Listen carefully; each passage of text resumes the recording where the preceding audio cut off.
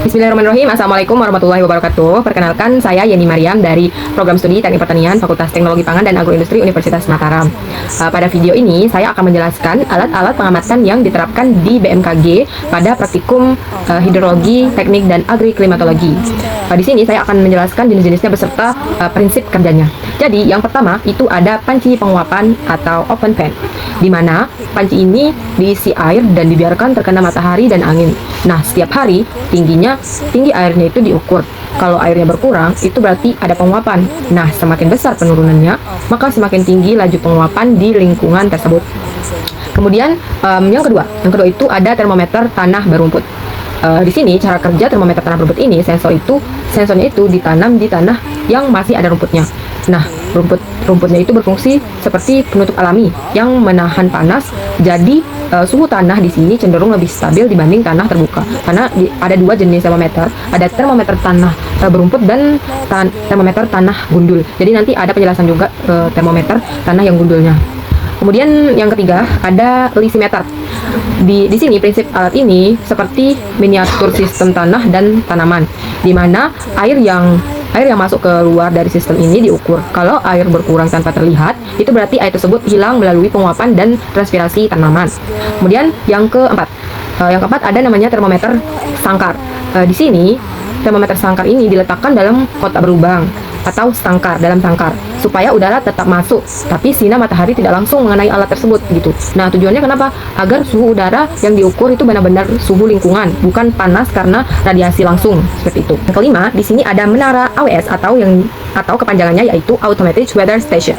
Nah, di sini sistem AWS ini bekerja secara otomatis.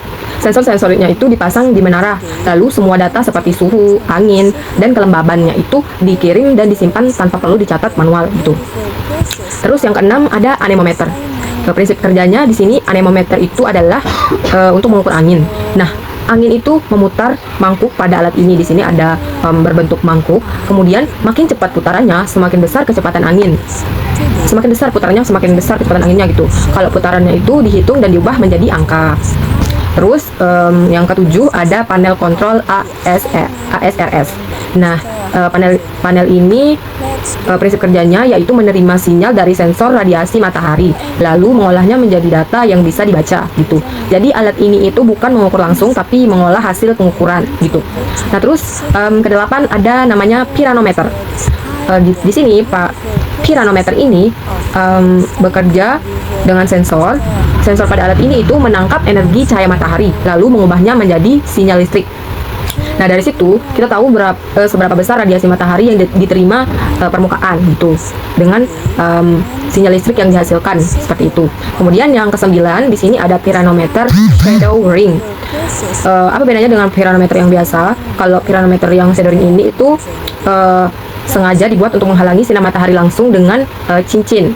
Jadi yang diukur hanya radiasi yang tersebar di langit saja. Kemudian yang ke-10 ada data logger, di mana data logger ini adalah semua alat mengirim data ke sini. Prinsip kerjanya itu semua alat dari yang nomor 1, 2, 3 sampai seterusnya itu mengirim data ke data logger ini. Nah, terus data logger ini menyimpan dan mengatur data supaya tidak hilang dan bisa dianalisis. Kemudian yang ke-11 ada namanya termometer tanah terbuka. Nah, ini yang tadi lanjutan dari nomor 2, ada termometer tanah tertutup dan ada termometer tanah terbuka. Nah, kalau yang terbuka ini itu prinsip kerjanya itu tidak ada rumput, tanah langsung ke matahari. Nah, akibatnya suhu di sini biasanya lebih tinggi dan berubah lebih cepat gitu. Kemudian ada nomor 12 yaitu penakar hujan observatorium. Di sini cara kerjanya yaitu air hujan ditampung dalam wadah, kemudian diukur volumenya, kemudian semakin tinggi airnya semakin besar curah hujannya, seperti itu. Kemudian ke-13 ada menara meteorologi. Di sini cara kerjanya yaitu sensor angin itu diletakkan di ketinggian agar tidak terhalang bangunan atau pepohonan, sehingga nanti hasil pengukuran anginnya itu lebih akurat seperti itu. Kemudian yang ke-14 ada namanya Campbell-Stokes atau bola kaca. Di sini prinsip kerjanya yaitu bola kaca memfokuskan sinar matahari ke kertas. Namanya kertas pinas. Kemudian kalau mataharinya bersinar, kertas akan terbakar. Nah, kalau mataharinya nggak ada, maka kertasnya nggak akan terbakar. Terus panjang bekas bakarnya itu nanti menunjukkan lamanya penyinaran gitu. Kemudian yang ke-15 ada ARWS atau kepanjangannya yaitu Automatic Rain Weather Sampler. Nah, di sini ARWS ini adalah alat yang digunakan untuk mengambil sampel air hujan secara otomatis.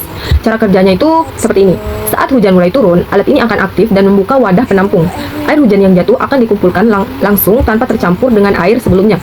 Kenapa harus otomatis? Karena kualitas air hujan bisa berubah dari waktu ke waktu, bahkan dalam satu kejadian hujan.